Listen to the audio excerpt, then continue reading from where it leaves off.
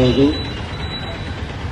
84 రోజులు పూర్తి చేసుకొని 85 రోజుల్లో దీక్షా చర్మలో కూర్చున్నటువంటి కుమార్ గారు, మల్లికార్జున గారు, రామాంజనేయులు, సుభాష్ చంద్రబోస్ గారు, జగదీష్ గారు మరియు నాగరాజు, కిరణ్, విజయ్ వీరందరికీ కూడా ఆధునిక జేఏసీ తరఫున ప్రత్యేక ధన్యవాదాలు.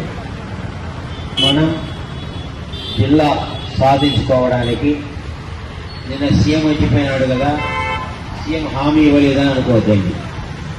ప్రత్యక్షంగా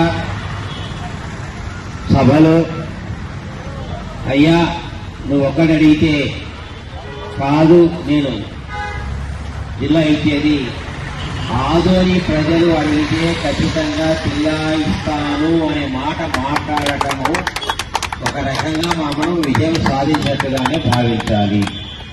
ఇదొక పునాది. మనం బిల్డింగ్ కట్టుకోవడానికి ముందుకు పోతున్నాం కాబట్టి ఖచ్చితంగా రామకృష్ణ గారు ఒకసారి వచ్చిపోవాలి. ఇక్కడ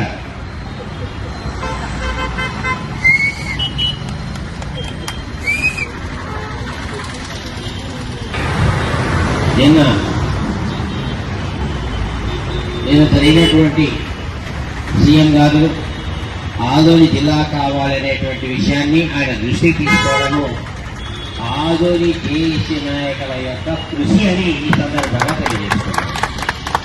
అందరూ ఐకమత్యంగా ఎవరి పనిలో వాళ్ళు ప్రయత్నాలు చేయడం కాబట్టే మనం ఆదోని జిల్లా విషయాన్ని ఆయన దృష్టికి తీసుకెళ్ళడానికి ఫలితం లభించిందని నేను భావిస్తున్నాను. మరి ఎవరు ఏమిటి ఎవరెవరి జిల్లా అడుగుతున్నారు అన్నటువంటి విషయాన్ని ఇంటెలిజెన్స్ డిపార్ట్మెంట్కి, పోలీస్ డిపార్ట్మెంట్కి, కలెక్టర్కి, సీఎం ఆఫీస్కి అందరికీ తెలిసే విషయం.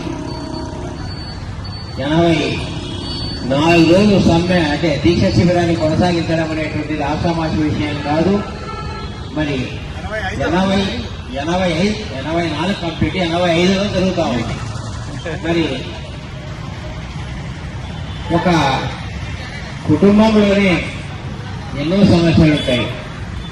సమస్యలన్నీ అధిగమించుకోవడానికి ఎన్ని ఇబ్బందులు ఉంటాయో మరి ఆధునిక జేఏసీలో కూడా అన్ని వర్గాలను, అందరి నాయకులను ఏకతాటి మీద తీసుకొని రావడం చాలా కష్టమైనటువంటి పని.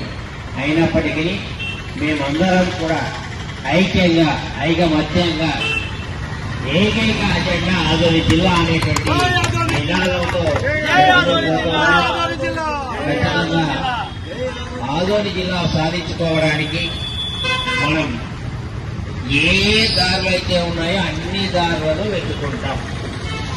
మొట్టమొదట కూటమి ప్రభుత్వానికి అవకాశం ఇచ్చాం. ఇంకా 3 సంవత్సరాలు కూటమి ప్రభుత్వం ఉంటుంది కాబట్టి ఖచ్చితంగా మీరే జిల్లా ప్రకటించి ఆ యొక్క ఘనత కూటమి ప్రభుత్వమే తీసుకుంటే బాగుంటుందనేటువంటి ఉద్దేశంతోనే మేము ఇన్ని రోజులు ఓపిక పడ్డాం.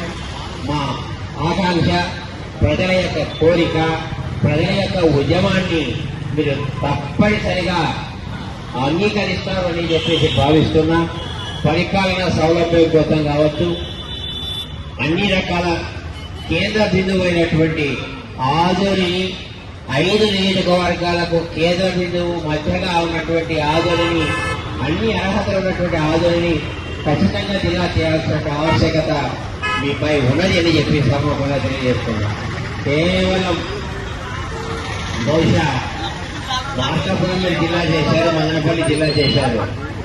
నేషనలైజ్డ్ బ్యాంకు దాదాపు 40 నుంచి 50 బ్యాంకులు ఉన్నటువంటి ఆదోని మీరు ఎందుకు జిల్లాగా ప్రకటించకపోతారని చెప్పి సమూహంగా ప్రశ్నిస్తున్నాం.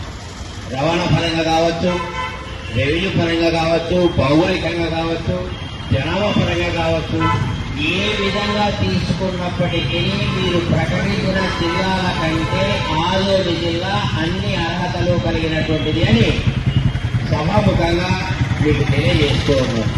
మరి ఇప్పటికైనా మించిపోయింది లేదు. మీరు ఆలోచించండి.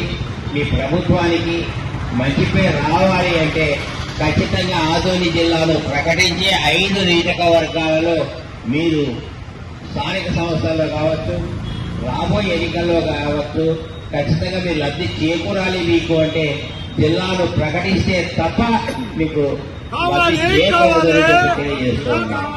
కాబట్టి మేమైతే ఆదోని జిల్లా సాధించుకోవడానికి ఐకమత్యంగా మా జేఏసీ నాయకులందరూ ముందుకు పోతామని చెప్పేసి సభాముఖంగా తెలియజేస్తున్నాం. Thank you for giving